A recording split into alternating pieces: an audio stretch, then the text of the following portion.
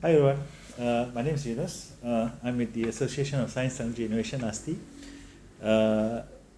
So today we're going to have a short briefing on Debating with Respect 2023.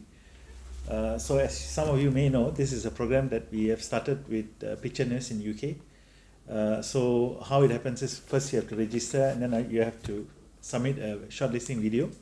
And then based on the video, we will select 8 teams to debate with each other, and then from there we will shortlist another 2 to debate with 2 UK top teams in UK, and then we will select the winners, right? So the whole idea of this is to help you with your critical thinking and also to help you with forming opinions and stuff like that, right? So for more information, you can always go to our website and look at us, look at what Debating with Respect is. And also you can also call us or email us. But for today, I'm just going to talk mainly about your shortlisting video, right? So you do have to submit a shortlisting video, right? It's only 3 minutes. So you have to give your opinion, sort of like an opinion piece on this particular topic, right? Will artificial intelligence, AI, change the world for the better? Right? So an opinion piece here would be something like, so that's the question, will it be better? So you can give an opinion that it is better, or is it worse? Or you can give a conditional opinion. So for example, it is good, however, there are certain worries and certain, concerns. Or you can say it is bad, however, there can be certain areas in which it is good. But your opinion must be very, very solid, right? You cannot give a fluffy kind of opinion. Like for example, we feel that could be good, could be bad. You cannot give that kind of opinion. You must give a very solid opinion. So it's either yes or no, but you can have an exception, or you can have concerns. You can say that. But remember, it's only 3 minutes. So make sure that your opinion is short and concise, and do not cover too many aspects, or don't try to kind of save the world kind of thing.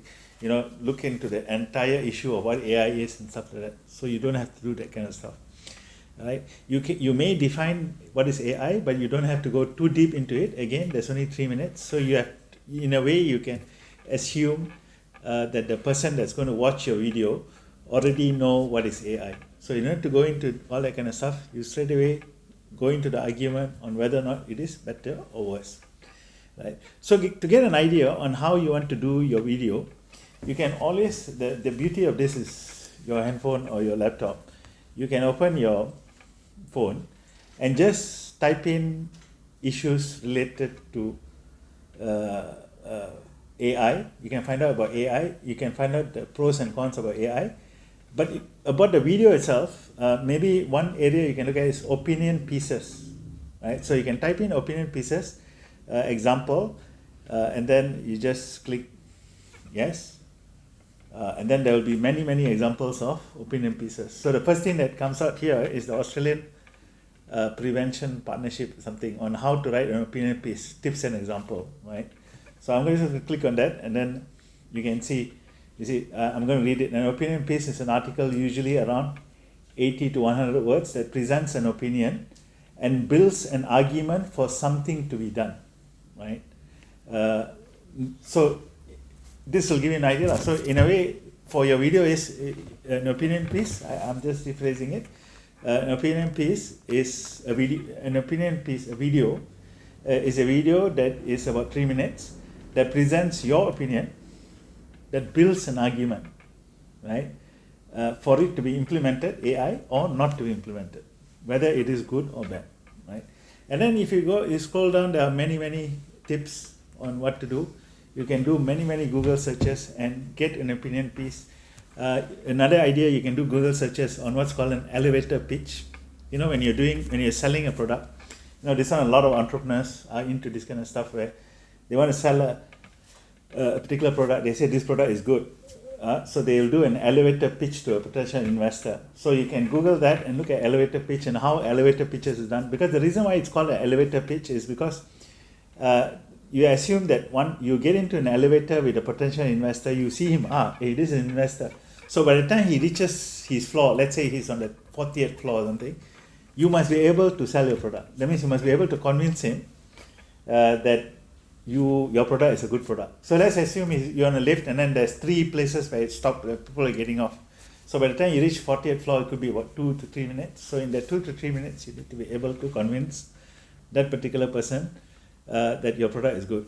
In this case, you need to convince that person in your video whether or not in that 3 minutes, whether or not the question, will artificial intelligence change the world for the better? So you must be able to convince that person in 3 minutes whether or not it will or it will not, right? And you must give certain examples. So it is actually, a lot of people say 3 minutes is, some say too short is very difficult, some say it's short so it's easy, right? But I do feel that the shorter your speech, the more difficult it is, simply because you need to be able to put all your arguments concisely, and you have to be able to choose your argument. So there's a lot of arguments. There may be 10 arguments that you can give, say AI is good, but you only got 3 minutes, so you have to choose the 2 or 3 main ones and then only present that, right? So that is basically what your video needs to be able to say, and based on that we will shortlist, right? In your video you can use PowerPoints, you can use graphics, no problem, as long as we need to hear you. So don't use an artificial word, you need to speak. You or your team members, or all your team members, or part of your team members, or one particular person in your team needs to speak. So we need to hear your voice, not a voice, because nowadays with videos and all that, you can you just need to type it out and they will read it for you. That one all cannot. You must read.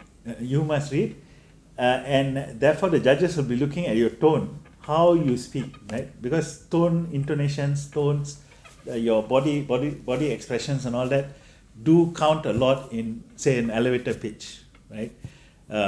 Because based on that, the judges will be able to see how convincing you are in how you move your hands and how you make eye contact and stuff like that. So all that is important. So because I'm saying this, remember, you can use graphics and all that, but remember, if you do that, then you would lose the facial expression and your body language. The judges may not be able to see it, and therefore you may not be able to convince them as well. You may think putting a lot of graphics is good, but not necessarily in this kind of circumstances. Even so, in debates, body language, facial expression, eye contact is very, very important, because that's part of the communication. So the judges that's going to shortlist your video are going to see this. So if you are going to use graphics and all that, minimize it. Make sure that they can see you, right? They can see you and they are convinced by not only your tone, the words that you use, but more importantly, your body language, right? So all this needs to be there. So keep that in mind, and we really do look forward to seeing your videos. Even if you don't get shortlisted, do not worry. It is a good journey that you take for writing or for coming up with a video, which is basically an opinion piece. It's a good experience to have, right? So that's about it. So that's the main crux of what I wanted to relay to you today on this particular video. So good luck, guys. We look forward to your shortlisting, and don't forget to look at the poster for more details and terms and conditions, all available in the website. Okay, guys. Good luck. Bye.